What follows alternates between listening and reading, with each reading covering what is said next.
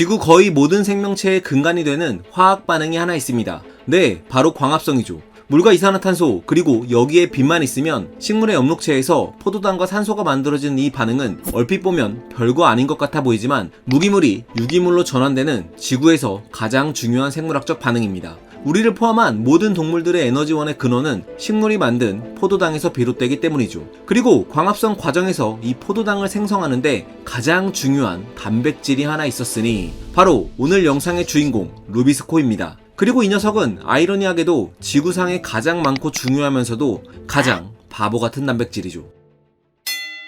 루비스코에 대해 말하려면 먼저 광합성 과정을 나눠서 살펴봐야 합니다. 명반응과 암반응인데요. 아마 고등학교 생명과학 2 시간에 배웠던 기억이 있을 겁니다. 아주 간단히 말해서 명반응은 빛을 이용해 물로부터 에너지원인 ATP를 만들고 산소를 방출하죠. 빛이 이용되기 때문에 명이란 글자가 붙었습니다. 자, 그런데 보시다시피 명반응에서는 이산화탄소가 전혀 쓰이지 않습니다. 즉, 이산화탄소를 포도당으로 만드는 과정은 따로 있다는 건데요. 그게 바로 암반응입니다. 반응 과정에 빛이 필요 없어 붙여진 이름일 뿐 저녁에 일어나는 반응은 아닙니다. 아무튼 암반응은 기공을 통해 흡수된 이산화탄소가 켈빈 회로라고 불리는 일련의 과정을 거치며 최종적으로는 포도당이 만들어지는 과정인데요. 그 시작에 꼭 필요한 효소가 바로 루비스코입니다. 루비스코는 이산화탄소 한 분자를 RUBP라는 탄소 5개짜리 분자에 결합시켜 탄소 6개짜리 분자를 만듭니다. 물론 이 분자는 만들어지자마자 탄소 3개짜리로 쪼개지고 이들이 복잡한 과정을 거쳐 탄소 6개짜리 포도당이 만들어지죠.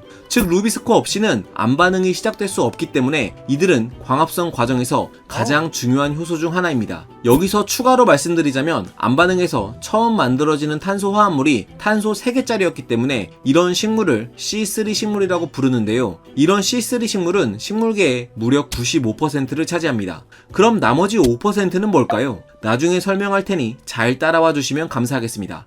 자, 그런데 말입니다. 여기서 한 가지 재미있는 사실은 이 루비스코란 녀석은 반응 속도가 엄청나게 느리다는 겁니다. 대개의 효소들은 초당 수천에서 많게는 수억 번의 화학 반응을 하는데 비해 루비스코는 1초에 고작 3개에서 10개의 이산화탄소만 고정시킵니다. 이렇게 느려서는 의미 있는 광합성을 하기 어려울 텐데요. 식물은 이를 아주 간단한 방법으로 극복했습니다.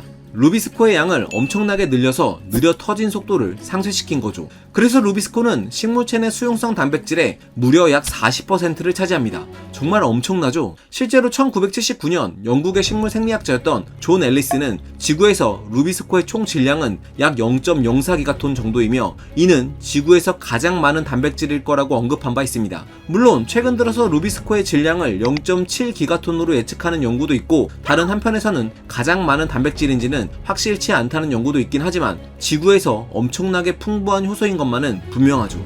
그런데 이쯤 되니 한 가지 궁금증이 생깁니다. 아니 루비스코는 엄청나게 중요한 효소임에도 반응 속도가 왜 그렇게 느린 걸까요? 빠를수록 광합성 효율이 높아졌을 텐데 말이죠. 여기엔 몇 가지 가설이 있는데 가장 대표적인 이유로 꼽히는 건 바로 다중 기능성입니다. 보통의 효소는 특정 분자에만 특이적으로 결합하는데 루비스코의 경우 이산화탄소를 붙잡을 수도 있고 산소도 붙잡을 수 있습니다. 즉 이 두 기질 중 적합한 놈을 선택하는데 어려움을 겪어 반응 속도가 느리다는 거죠. 루비스코의 이런 특징 때문에 광합성에서는 문제가 발생합니다. 이산화탄소의 농도가 낮거나 고온 건조한 환경에서는 루비스코가 이산화탄소 대신 산소를 더 자주 붙잡아 반응시키는 현상이 그것이죠. 이를 광호흡이라고 하는데요. 광호흡 과정에서는 독성 물질이 만들어지고 이를 제거하는 과정에서 이산화탄소가 생성되기 때문에 호흡이란 단어가 붙었죠. 하지만 에너지를 생성하는 진짜 세포호흡과 달리 광호흡은 독성 물질을 제거하는 과정에서 불필요하게 에너지가 소비됩니다. 즉 식물에게는 불리한 반응이죠.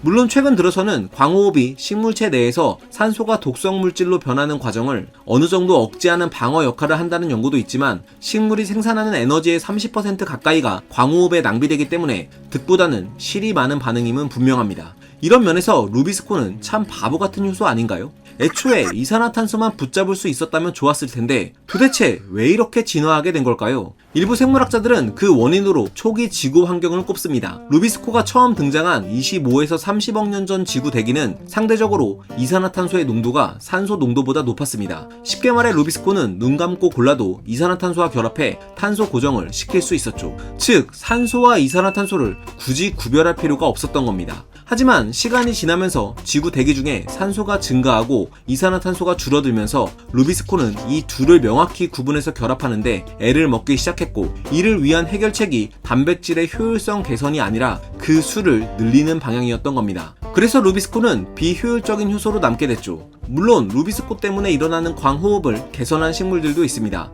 앞서 말한 나머지 5%의 식물들 기억하시나요? 바로 C4 식물과 캠 식물들이죠. C4 식물은 공간을 나눠 광호흡 문제를 해결했는데요. 한쪽 공간에서는 루비스콘보다 이산화탄소와의 결합력이 훨씬 큰 PEPC라는 효소를 이용해 탄소를 고정시키고, 여기서 만들어진 이산화탄소는 다른 공간으로 계속해서 보내집니다. 그럼 다른 공간에서는 상대적으로 이산화탄소 농도가 높게 유지되겠죠.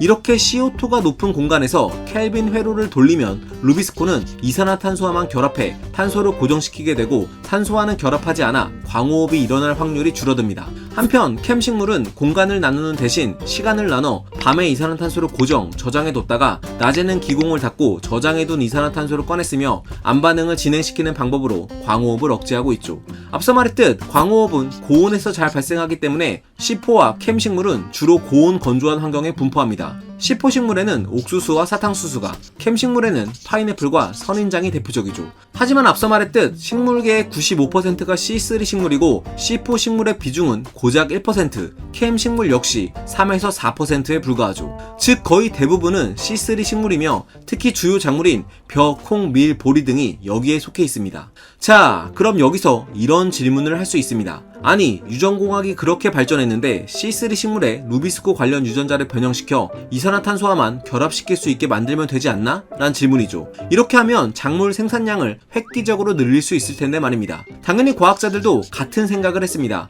가장 많이 시도됐던 방법으로는 루비스코로 암호화한 유전자를 수정해 루비스코의 이산화탄소 친화도를 높이거나 활성 속도를 높이는 방법인데요. 사실 이게 말처럼 쉽지 않습니다. 유전자가 한두 개도 아니고 어떻게 변형시켜야 더 효과적인 단백질이 만들어질지는 경우의 수가 엄청나기 때문이죠. 그래서 일부 식물학자들은 특정 홍조류나 남세균에서 활성도가 높은 루비스코 변종이 있다는 사실을 발견하고는 이들의 루비스코 효소 복합체 중 일부를 다른 작물에 도입해서 광호흡을 억제하고 생산성을 늘리는 방법 등을 시도하고 있습니다. 또 한 가지 재미있는 연구로는 박테리아를 활용한 방법인데요. 앞에서 루비스코가 한 분자의 이산화탄소를 탄소 5개짜리 분자에 고정시킨다고 했잖아요. 이 5개짜리 탄소 화합물을 RUBP라고 하는데, 재미있는 건 이 분자가 대장균에게는 독성으로 작용한다는 사실이죠.